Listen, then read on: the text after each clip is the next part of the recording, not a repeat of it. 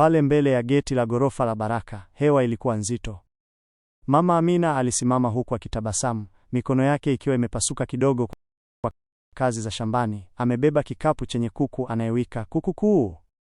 Alitegemea kumwona mwanawe akimkumbatia kwa furaha, lakini mambo yalikuwa tofauti.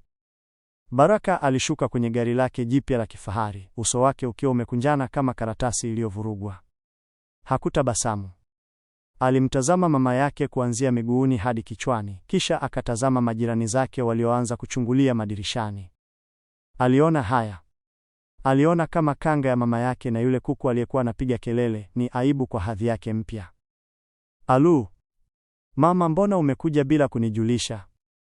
Baraka alifoka kwa sauti ya chini, lakini iliyojaa ukali.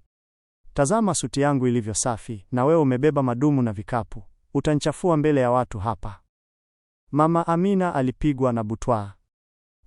Mwanangu, aliguna kwa uchungu moyoni, tabasamu lake likizima ghafla kama mshumaa uliopulizwa na upepo wa dhoruba. Alitazama mikono yake iliyomlea Baraka, mikono ile ile iliyokuwa ikipigwa na baridi ya saa 10 alfajiri, akifyeka magugu ili apate karo ya chuo. Leo mikono hiyo inaonekana ni uchafu mbele ya macho ya mwanawe.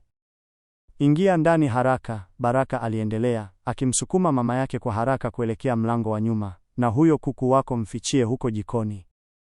Nina wageni muhimu wa kiofisi wanakuja, sitaki waone hali hii. Mama alitembea kwa unyonge, kila hatua aliyopiga kwenye sakafu ya marumaru ilihisi kama anatembea juu ya miiba.